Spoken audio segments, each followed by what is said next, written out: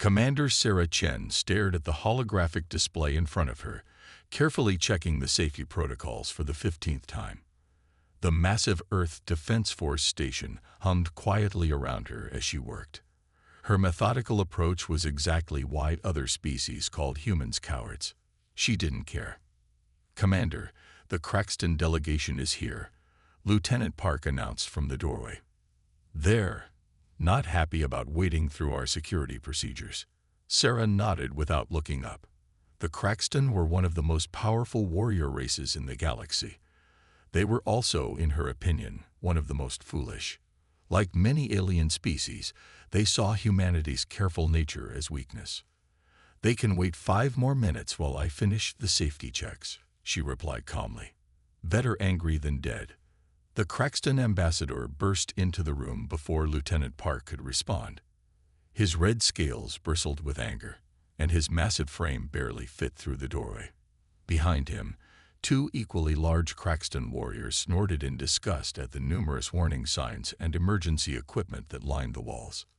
"This is an insult," Ambassador Kex roared, "making us wait through 3 separate decontamination procedures, scanning our weapons, checking our identities multiple times.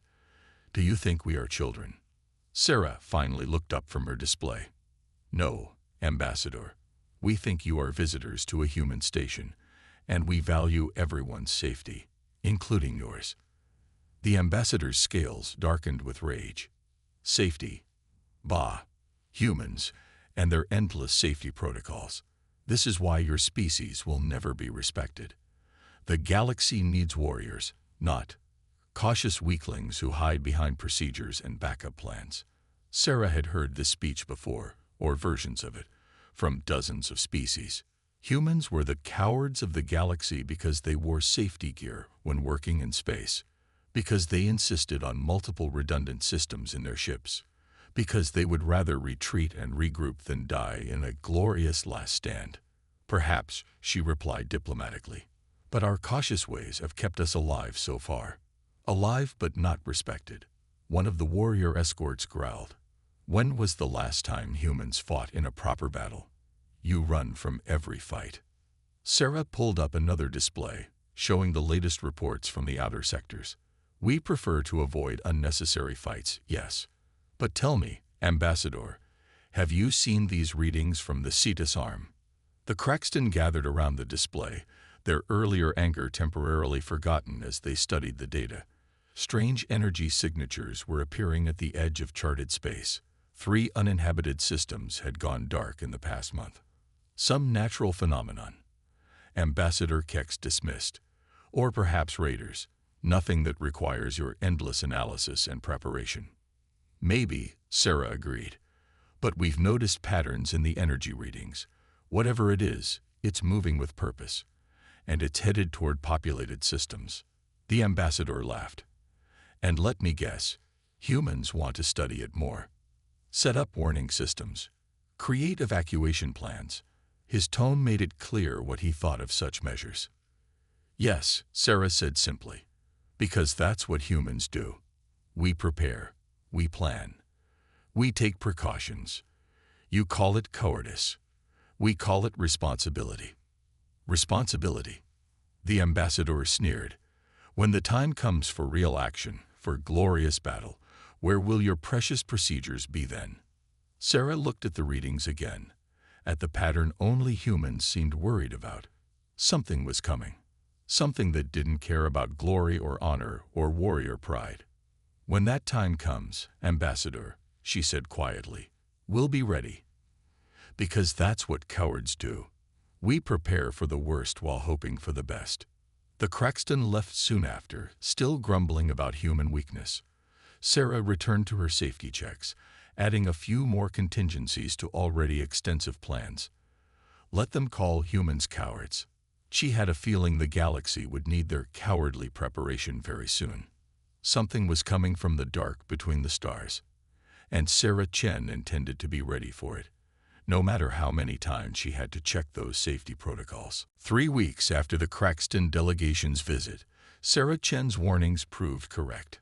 Another system went dark, and this time it wasn't uninhabited. She stood in the Earth Defense Force's main control room, watching as reports came in from the Proxima 7 colony.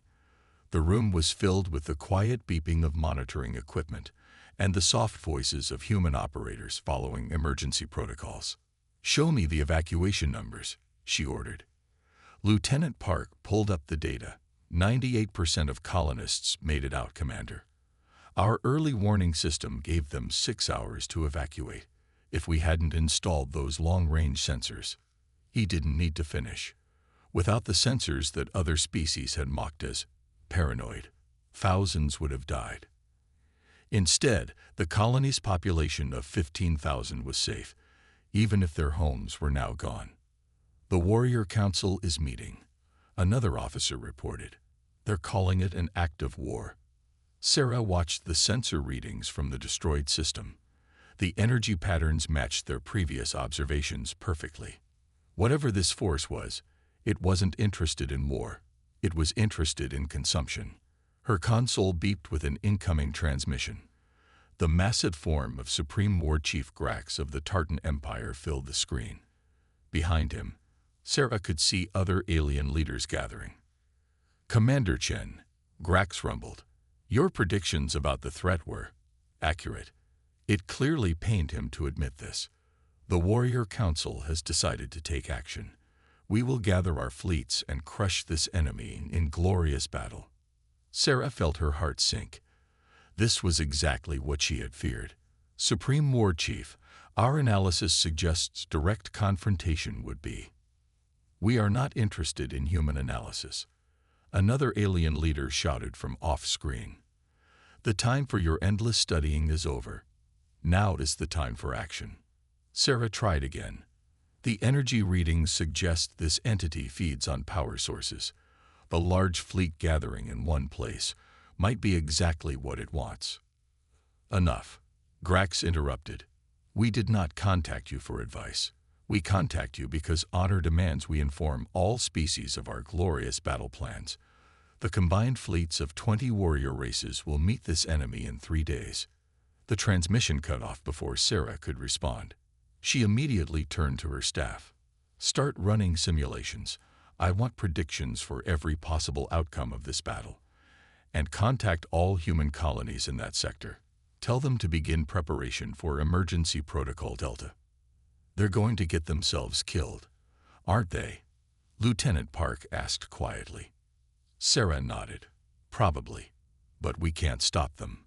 What we can do is be ready to help survivors and contain whatever comes next." For the next 3 days, the Earth Defense Force worked tirelessly.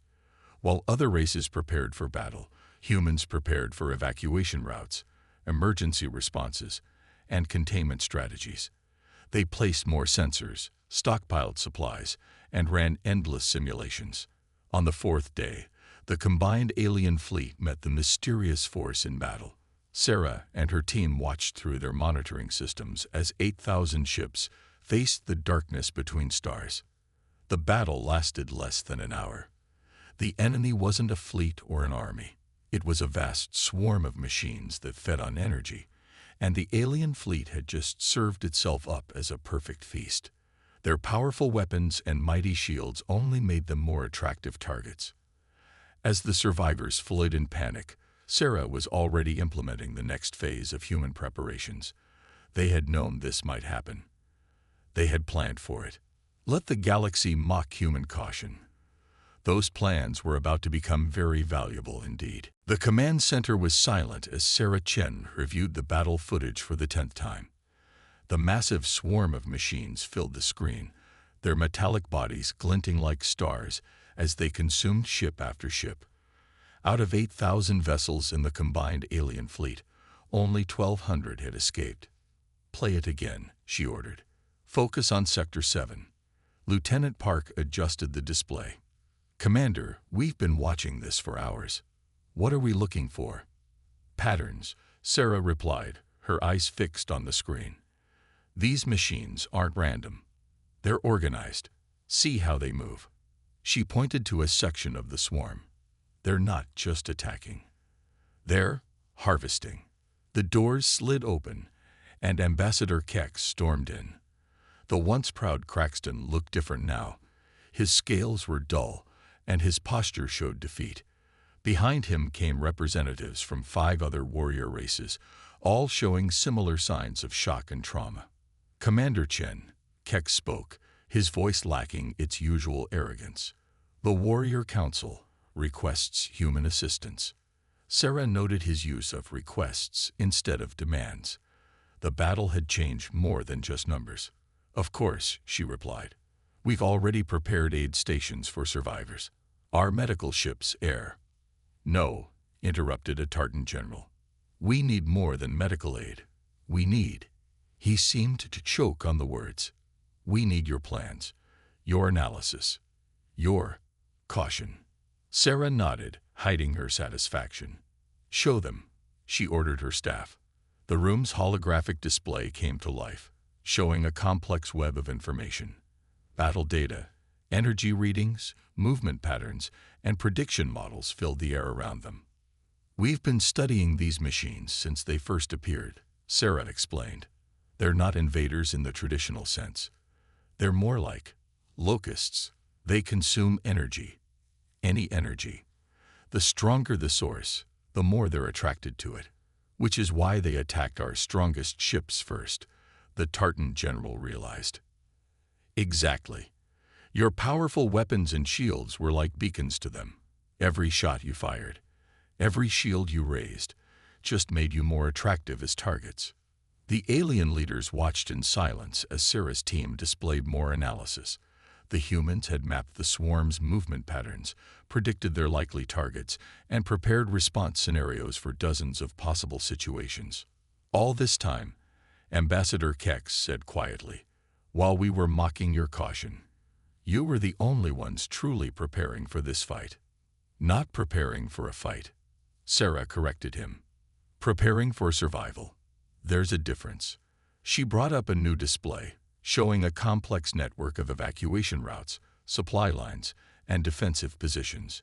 "We can't beat these machines through direct combat, but we can outsmart them. We can predict their movements, evacuate their likely targets, and set traps that don't rely on raw power." "Traps?" one of the alien leaders asked. "Yes, but for that, we'll need help from all of you." Sarah looked at each of them. "Your warriors are brave. Your ships are powerful. But for this fight, we need you to do something that might be even harder than charging into battle." "What's that?" "We need you to be patient, to follow procedures, to act with caution." She smiled slightly. "In other words, we need you to be a little more cowardly." The alien leaders looked at each other. Their species had called humans cowards for generations.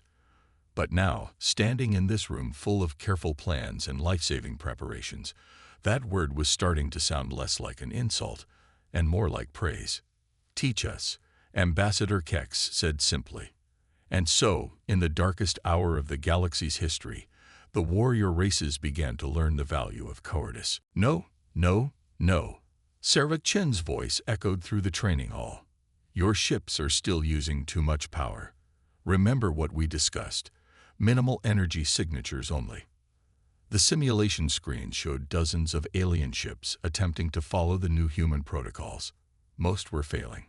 Generations of warrior training made it hard for them to embrace subtle approaches. Ambassador Keck stood beside her, watching his people struggle with the new concepts. "It's not easy," he admitted. "Everything we've ever learned tells us to power up weapons at the first sign of danger." "And that's exactly what will get you killed," Sarah replied, but her voice was gentler now. "Watch this." She stepped forward and activated a new simulation. The massive screen showed 2 ships facing a small group of the mechanical swarm. The first ship, running at full power with shields up, was detected and consumed within minutes. The second ship, running minimal systems and following human protocols, slipped past unnoticed. "The machines hunt by sensing energy," Sarah explained. "The more power you use, the more attractive you become. Think of it like trying to hide from a creature that hunts by sensing heat. The cooler you stay, the safer you are." The alien leaders watched intently. In the 2 weeks since the failed battle, they had begun to appreciate the depth of human knowledge. What they had once dismissed as cowardice, they now recognized as sophisticated survival strategies. Lieutenant Park entered the room with fresh data reports. "Commander, the evacuation of the Centauri sector is complete. Minimal casualties, all according to protocol." Sarah nodded, pleased. "See," she told the assembled aliens. "Proper planning and careful execution save more lives than any heroic last stand." She brought up a new display, showing a complex network of sensor stations and monitoring posts that humans had been secretly building for months. "These are our eyes and ears across the galaxy. They run on such low power that the swarm ignores them. Through these, we can track their movements, predict their patterns, and evacuate areas before they arrive. But we cannot run forever," a Tartan general protested. "At some point, we must fight." "Yes," Sarah agreed. "But we'll fight smart, not hard." She activated another simulation. "This is what we've been preparing for." The display showed a massive but carefully orchestrated plan. Hundreds of ships moving in precise patterns, sensor stations coordinating their movements, and carefully prepared trap zones where the swarm could be contained and neutralized. "The key is coordination," she explained. "Small groups, minimal power signatures, precise timing. We don't need to destroy them all at once. We just need to be patient, methodical, and cowardly," Ambassador Keck suggested, with what might have been the first smile anyone had seen from a Craxton in weeks. "Exactly." Sarah grinned back. "Now let's run the simulation again. This time, I want all ships at 20% power or less. Remember your emergency shutdown protocols. And please, for the love of all that's sacred, stop trying to shoot at everything that moves." The alien commanders returned to their stations, their movements more measured now, more thoughtful. They were beginning to understand that true strength sometimes meant knowing when not to use your power. As Sarah watched them practice, she felt hope growing. The warrior races were learning. Slowly, painfully, but they were learning. Their natural aggression was being tempered with human caution, their battle-hungry instincts balanced with careful planning. They were learning to be cowards, and in learning cowardice, they might just save the galaxy. "Again," she called out. "And this time, remember, the greatest victory is the one where you never have to fire a shot." Sarah Chen stood at the Central Command Station, surrounded by holographic displays showing thousands of ships scattered across hundreds of systems. After a month of training, the combined fleet was finally ready. But this time, they would fight the human way. "All sectors, report status," she commanded. Lieutenant Park began checking off the sectors one by one. Beta sector, minimal power signatures confirmed. Gamma sector, evacuation complete. Delta sector, bait stations powered and ready. Epsilon sector. The reports continued, each one confirming that the pieces were in place. It was the largest coordinated operation in galactic history, but from the outside, it would look like nothing was happening at all. That was exactly the point. Ambassador Kex entered the command center, his scales now showing the dull sheen that humans had learned meant he was calm and focused. "The Craxton ships are in position, Commander, running at 15% power, just as trained." "Excellent." Sarah allowed herself a small smile. A month ago, the idea of Craxton ships running at anything less than full power would have been unthinkable, and the emergency shutdown protocols. "Tested and ready," Kex replied. "Though I still hope we won't need them. Plan for the worst." Sarah began. "Hope for the best," Kex finished. Yes, we know the human saying by now." The command center's main screen lit up with new data. The mechanical swarm was moving, just as their predictions had indicated. The mindless machines were following the trail of energy signatures they had carefully laid out, like fish following a line of bait. "They're entering Sector 7, Lieutenant Park announced. "Right on schedule." Sarah nodded. "Send the signal. All ships maintain current positions. Remember, no matter what you see, No one moves until they receive the coded command. The next hours were tense as they watched the swarm move deeper into their trap. The machines were following the carefully planned path, drawn by the minimal energy signatures of seemingly abandoned stations and satellites. "Commander," a Tartan general spoke up from his station. "A group of the machines has broken off from the main swarm. They're heading toward the Proxima defense line." Sarah checked the readings. "Hold positions," she ordered. "The secondary containment protocols will handle it." True to her words, the breakaway group soon encountered a field of microsatellites, each emitting a carefully calibrated energy pulse. The machines changed course, drawn to what they perceived as easier prey. "Remarkable," Ambassador Kex muttered. "A month ago, we would have charged in with guns blazing. Now we're herding them like, what's that Earth animal? Sheep." "More like shepherding wolves," Sarah corrected. "Very hungry, very dangerous wolves." She checked the final readings. "But yes, it's working. The swarm is almost in position." The vast chamber was silent except for the soft beeping of monitoring equipment. Thousands of ships waited in the darkness of space, their crews fighting every instinct to power up weapons or raise shields. They waited, watched, and followed the human protocols that now seemed so wise. "Main swarm entering final position," Lieutenant Park reported. "All sectors confirm ready status." Sarah took a deep breath. Everything they had planned, everything they had trained for, came down to this moment. The trap was set. The enemy was in position. Now they just had to spring it perfectly. "Send the final coordinates to all ships," she ordered. "Prepare to execute Operation Coward's Gambit on my mark." Around her, humans and aliens alike tensed in anticipation. They had learned to be cautious, to be careful, to be cowardly. Now they would learn if those lessons would be enough to save the galaxy. "Operation Coward's Gambit. Execute now." Sarah Chen's command echoed through the galaxy-wide communication network. In an instant, thousands of ships sprang into action, each following their carefully rehearsed roles. The trap was sprung.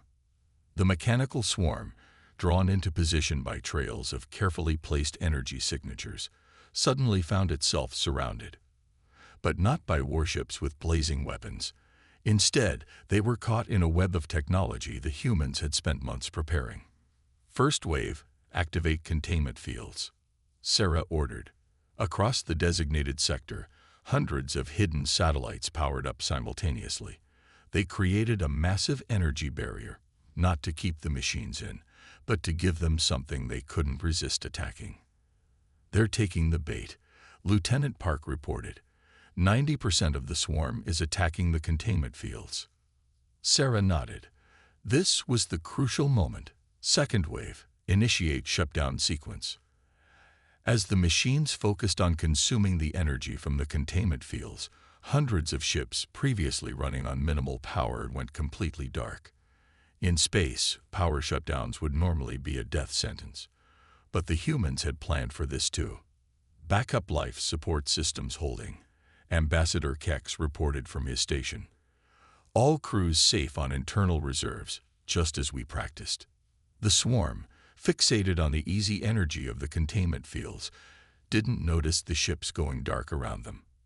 They didn't notice the subtle changes in the energy patterns. They didn't notice the trap closing. "Third wave, prepare pulse generators," Sarah commanded. Her voice was steady, but her hands gripped her console tightly. Everything depended on perfect timing. The machines had nearly consumed all the energy from the containment fields. In moments, they would begin searching for new sources. "Pulse generators charge," the Tartan general announced. "Ready on your command." Sarah watched the swarm's movement patterns. Wait for it. Wait for it. Now. Thousands of pulse generators activated simultaneously. But instead of creating a massive energy surge, they generated a precise pattern of small, interconnected pulses. Each pulse was calibrated to attract the machines, but together they created a destructive resonance pattern. The effect was immediate. The swarm, trying to consume the complex web of energy pulses, began to break down. Machine after machine overloaded, unable to process the contradictory energy patterns. "It's working," Lieutenant Park exclaimed. "Swarm cohesion at 60%, 40%, 20. All ships maintain shutdown protocols," Sarah reminded everyone. "Don't power up yet, no matter what you see." They watched as the mighty swarm that had terrorized the galaxy tore itself apart, each machine destroying itself in its attempt to consume the carefully designed energy pattern. Finally, after what seemed like hours but was really only minutes, Lieutenant Park made the announcement they'd all been waiting for. Swarm destruction confirmed. All sectors reporting zero machine activity. A cheer went up in the command center. Even the normally stoic Craxton were showing signs of celebration. "Power-up sequence authorized," Sarah announced. All ships returned to normal operations. As systems came back online across the fleet, Ambassador Kex approached Sarah's station. "You did it, Commander. You actually did it." Sarah shook her head. "We did it. All of us. By working together and being willing to try a different approach." "Yes," Kex agreed. "By being cowardly." He said the word with new respect. Who would have thought that the most decisive victory in galactic history would come without firing a single shot? Sarah smiled. Sometimes the bravest thing you can do is choose not to fight. Around them, the combined fleet of the galaxy's species began to power up their ships, each crew knowing that they had been part of something historic.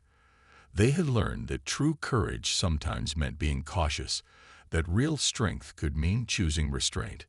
They had learned the power of being cowards. 1 year after Operation Coward's Gambit, the Great Hall of the Galactic Council looked very different from what it once had been. Where there had once been only weapon displays and battle trophies, now there were also emergency protocols posted on walls, safety equipment in every corner, and backup systems for every critical component. Sarah Chen stood at the podium, looking out at the assembled representatives of every spacefaring race. Her Earth Defense Force uniform stood out among the traditionally armored attire of the warrior races, but no one mocked it anymore. "The last of the human-designed early warning systems has been installed," she reported. "All major sectors now have full coverage, with triple redundancy as per standard human safety protocols."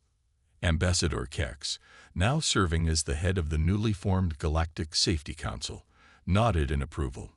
His battle armor had been modified to include multiple backup life support systems, a change that would have been unthinkable a year ago. "And the training programs?" he asked. "Proceeding ahead of schedule," Sarah replied. 90% of all fleet crews have completed basic human safety certification. The remaining 10% will finish within the month. A Tartan general raised his hand. "My crews are requesting additional training in contingency planning. They say they want to be." He smiled, more cowardly. Laughter rippled through the hall, not mocking, but appreciative. The word coward had taken on a new meaning in the galaxy. It now meant someone who valued life over glory, preparation over reckless bravery, and careful planning over impulsive action. "Granted," Sarah said. "We'll schedule extra sessions." After the meeting, she walked through the halls with Lieutenant Park, now promoted to captain. The walls displayed historical images of the great victory over the machine swarm, showing powered-down ships and careful energy traps rather than the traditional scenes of blazing battles. "Did you ever think you'd see this?" Park asked.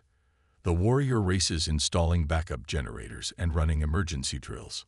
Sarah watched a group of young Craxton warriors carefully checking their safety equipment before a training exercise.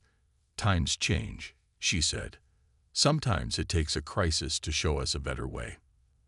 They passed a classroom where alien children were being taught the new human protocols, safety procedures, emergency responses, and the importance of careful planning. The lesson on the screen read, "Remember, a warrior who runs away may die another day, but a warrior who plans ahead need not run at all." Commander Chen, a young Craxton cadet, hurried up to them, carrying a stack of safety manuals. "I wanted to thank you. Your protocols saved my sister's ship last week. Their main reactor failed, but because of the backup systems you insisted we install." Sarah smiled. "That's what backups are for, cadet. Always plan for the worst. Hope for the best." The cadet finished enthusiastically. "Yes, Commander. We know."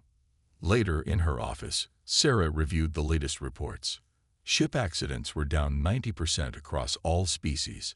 Survival rates in emergencies had increased dramatically. Even minor injuries had decreased due to new safety procedures. Ambassador Kex joined her, carrying his own reports. "The Council has voted," he said. "All new ships must meet human safety standards before being commissioned. No exceptions." Sarah nodded. "The galaxy's changing. Thanks to human cowardice," Kex agreed proudly. "Who would have thought that your species' greatest weakness would turn out to be your greatest strength?" Sarah looked out her window at the ships moving carefully through space, each following strict safety protocols, each carrying multiple backup systems, each crewed by beings who had learned to value caution over glory. "Not a weakness," she corrected gently, "just a different kind of strength."